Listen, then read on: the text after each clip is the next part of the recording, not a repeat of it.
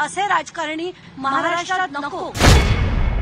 धनंजय मुंडेंचं पालकमंत्रीपद गेलं, आता मंत्रिपद तर सोडाच, थेट आमदारकीचाही राजीनामा द्यावा लागेल। त्यांचं मंत्रिपदच काय, त्यांची आमदारकी सुद्धा रद्द होईल।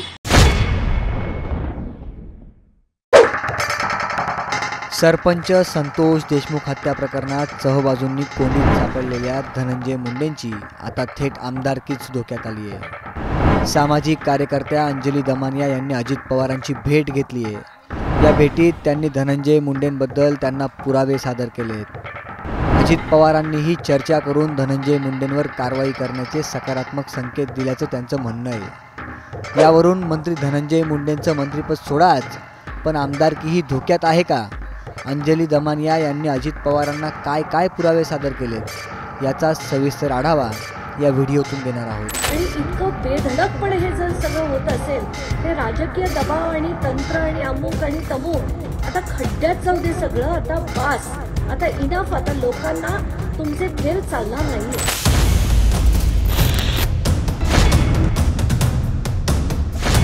सरपंच संतोष देशमुख हत्येमुळे धनंजय मुंडेंवर आरोपांच्या फेरी सुरू आहेत। वाल्मिक कराड आणि धनंजय मुंडेंचे संबंध समोर आलेत। नंतर वाल्मिक कराडचे संतोष देशमुख हत्ये प्रकरणातील धागेदोरे सुद्धा समोर आलेत आणि नंतर त्यावरून बीडमधील गुन्हेगारीच्या अनेक घटना समोर आल्यात। सगळ्यात महत्त्वाचं साहेब, हे मास्टर माइंड ही जी आहेत ना, ही फक्त ही वाल्मिक कराडचे। परळी पोलीसमध्ये सर्व पोलीस बहुतेक अधिकाऱ्यांपासून कर्मचाऱ्यांपर्यंत हे आखांनीच निवडलेले लोक आहेत। या प्रकरणावरून बीडचं पालकमंत्रीपद धनंजय मुंडेंच्या हातून निसटलं। स्वतः अजित पवारांनी बीडच्या पालकमंत्रीपदाची जबाबदारी स्वीकारली, पण आता धनंजय मुंडेंचं मंत्रिपद आणि त्यांची आमदारकीही धोक्यात असल्याची शक्यता वर्तवण्यात येते। अंजली दमानिया यांनी अजित पवारांची भेट घेत सरपंच संतोष देशमुख प्रकरणामुळे धनंजय मुंडेंचा राजीनामा का घेतला पाहिजे याबाबत अनेक पुरावे सादर केलेत। ते पुरावे काय ते तर पाहूयातच, पण त्यापूर्वी धनंजय मुंडेंची आमदारकी धोक्यात का आहे ते समजून घ्या। इलेक्शन कमिशननी जर ठरवलं तर त्यांचं मंत्रिपदच काय, त्यांची आमदारकी सुद्धा रद्द होईल। आणि हे होताना मला दिसतंय, जर यांनी आज कारवाई केली नाही तर मी सीजनकडे ऑलरेडी पत्र लिहिलेलं आहे आणि त्यांच्याकडनं याला सुओ मोटो पिटिशन दाखल करून घेण्याची विनंती देखील मी केलेली आहे। राजीनामा घेतला नाही तर काय भूमिका असेल? राजीनामा घेतला नाही तर काय भूमिका असेल? तर चीफ जस्टिसकडे मी जे पत्र लिहिलेलं आहे त्याच्यावर कारवाई होईल अशी माझी अपेक्षा आहे।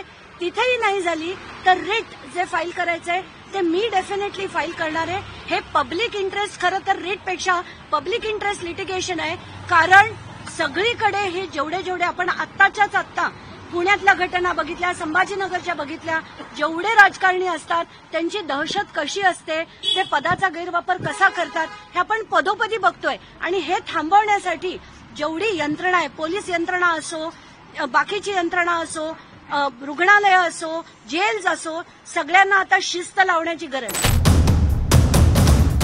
यावरून मुंडेंची आता आमदारकीही जाईल का असे प्रश्न विचारले जात आहेत, पण अंजली दमानिया यांनी अजित पवारांना धनंजय मुंडेंबद्दल कोणते पुरावे सादर केलेत तेही पहा।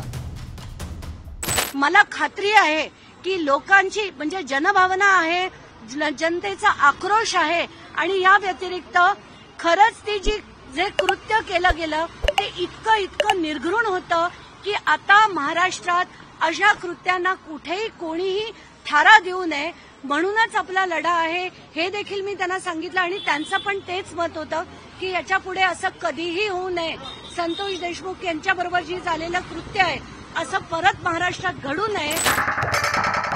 धनंजय मुंडे आणि वाल्मिक कराडांचे आर्थिक संबंध, धनंजय मुंडेंचे गुन्हेगारी पार्श्वभूमी असणारे कार्यकर्ते दाखवलेत आणि कायद्याच्या भाषेत धनंजय मुंडेंनी केलेल्या चुका अंजली दमानियांनी अजित पवारांसमोर मांडल्यात। अजित पवारांनीही त्या शांतपणे ऐकून घेतल्याचं त्यांचं म्हणणं आहे।